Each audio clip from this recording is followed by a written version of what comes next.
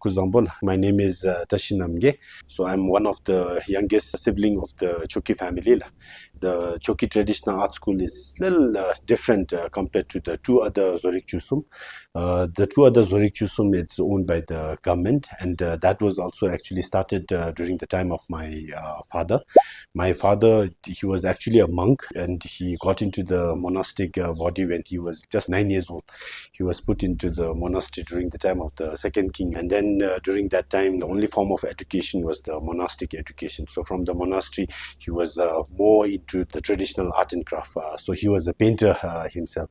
So during his time there was no institute as such where the student could go and learn the traditional art and craft. So usually during that time, if a person wants to learn traditional art and craft, they have to look for a master teacher and then go as an apprentice and learn under his guidance.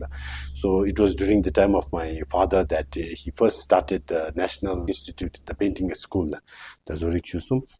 And during that time, anybody who was interested, they could come and get admission at the school. So there was no problem at all.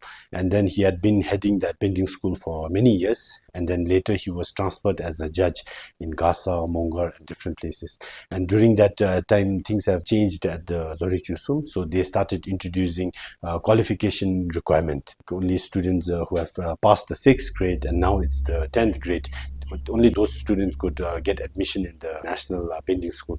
So a lot of students who have never been to a school or who were earlier monk or maybe stayed back in their village helping their parents, they couldn't get admission in the National Painting School. And they knew that my father was influential in starting the Zorig Chusum Institute. So they started approaching my father. But he couldn't do anything because it was a government school and it was the school's policy to have this qualification requirement. And because my father, he also comes from a very humble background and he was very passionate about traditional art and craft, he couldn't say no to these children because they come from very faraway places from all across the country, and then they come with so much hope and expectation from my father. So he couldn't say no and started keeping all of them in our house. And then we provided free food, lodging. We had to vacate some of our rooms and then accommodate these children. So over the years, the number of children, it was growing.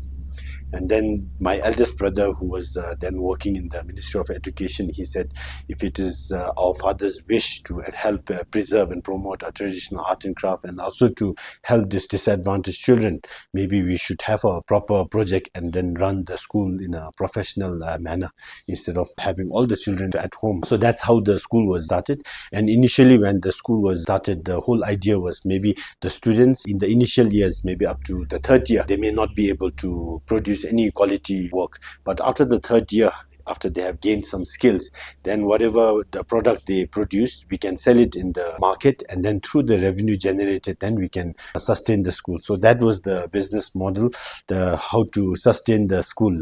And it started in 1999, commemorating His Majesty the 4th Rugyalpo's 25 years of glorious reign.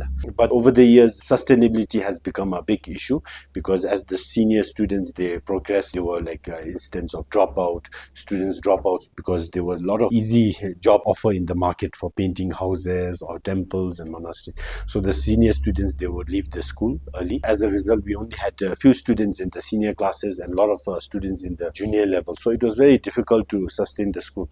So then I think it was because of my father's good intent in starting the school. We came across some of the foundation, like the Himalayan Youth Foundation, who was very keen after hearing the vision and mission about this school. So they came in to support and then fill in the budgetary gap that we could not fill in. Now it's been almost 26 years that the school has been in existence, and then it has benefited so many underprivileged children. We are very proud to say that all our graduates from the school, they are doing very well in their life. Some of them, they have opened their own shops. Some have become real entrepreneurs taking government projects. Some are even working at the Royal Palace, painting the zongs, monasteries. So we are very proud of what our alumni have achieved in life. life. But what we realized was it was very difficult to sustain the school depending solely on outside support. I think the COVID-19 has been an eye-opener for all of us also, because in a pandemic like COVID-19, everybody is equally affected in the world. So even our donors and supporters, they are also equally affected. When we have situations like that, we cannot just close down the school like that, because we have around 162 students on campus. So that's the time when we thought we have to do something different in order to sustain the school. So that's how we came about the idea to start Choki Artisans as a business initiative in order to sustain the school. I thought, okay, what is the main reason for visitors coming to Bhutan? I think mainly it's to do with our environment, our well-preserved, rich cultural heritage, and of course the people. And when we talk about culture, the most tangible form of our Bhutanese culture, I think, is well represented under this 13 crafts. The moment the visitors arrive at Paro International Airport, as soon as they step out from the architecture, from the zongs, the beautiful paintings inside, the wood carving, the colorful fabrics that we wear, Mulago and Kira, and then the jewelries, everything is to do with Zorig Chusum. And we thought maybe if we could bring the visitors to come and visit the Choki Traditional Art School, we could give them an authentic experience about what it takes to learn this 13 traditional art and craft. So we can give them a true, authentic, immersive experience. And when we thought about that, we already have this very old building here. So when the school was relocated from the base in Kawanjansa to this new location here in 2003, we had a land that was bought by my father, and we had this old house as a ruin.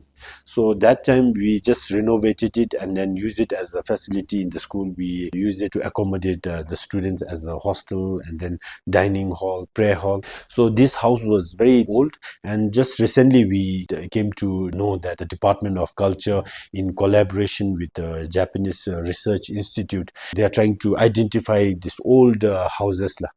And in the northern part of Thimphu, they have identified this particular building as the oldest, which dates back to the end of 17th century. And they have identified another house which is just across this valley. So these two were recognized as the oldest house. And interestingly, when we talked with all the elderly people around here, it was very interesting to find out that this actually, the whole valley had a lot of historical and cultural significance. In the 15th century, when the divine madman, he was in Bhutan, and then he was in his mission to subdue all the demons and evil spirits.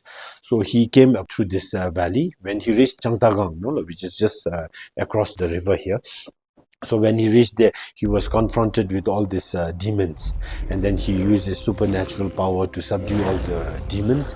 And then in a miraculous event, it's believed that this rocky cliff, it opened up, and then from there, these holy scriptures, the three pile of holy scriptures, it emerged from that rock cliff. So the divine madman, he proclaimed that I'm going to find the final resting place for these three rock scriptures. And then he shot an arrow from that ridge facing this side. So it just landed behind this old building. And then after the divine madman, he made a prayer and then sprinkled some of the blessed rice. It's believed that this chokormenchu, it has emerged from that area. So today this spring water is known as the chokormenchu, and it's believed to have a lot of medicinal properties. So a lot of people throughout Bhutan, they come here purposely to have a hot stone bath with the spring water, and then it's still here today. And then after that, this three rock scriptures, it flew in a miraculous way and just landed next to the holy water. So because of this particular incident, the name of the valley itself, today it's called Kapji Chokor. Chokor means the turning of the wheel of Dharma. So it was derived because of that. And the name of this place from where he shot the arrow, today we call it as Changtagang, but it was actually known as Chandagang. Chandagang means from where he shot the arrow. And the divine madman, he prophesies that if you build three stupas representing the god of the wisdom, Manjushri, compassion, Avalokiteshwara, and power, Vajrapani, facing this rocky cliff, it will overcome all the evil influences in the valley, and it will benefit everyone here. So then people, they started building this stupa. But it was only towards the later 17th century, during the time of Desi Tenzin Rabke, the fourth temporal ruler of Bhutan. So that time he was engaged finished with the renovation of the Tangu monastery. So when he was passing through here, the people in the valley, they have by then finished constructing these 3 stupas. So they requested Desi Rabge to do the consecration. So from Changtagang, so Desi Rabge, he did the consecration of this 3 stupa. So back then there were not many houses around here, so it was only this old building. So they also requested if Desi Rabge could do the consecration for the building. So it's believed that this house was also consecrated by Desi Rabge.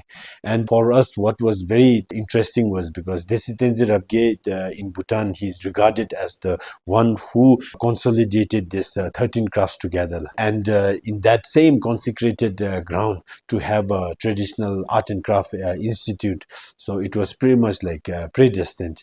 So we thought this is already a very old house, almost like 340 years old building, and then it has such a deep spiritual value and significance story. So we need to preserve this for our future generation, and then for people to celebrate this story and about 13 craft. So that's how we decided to convert this into a living museum.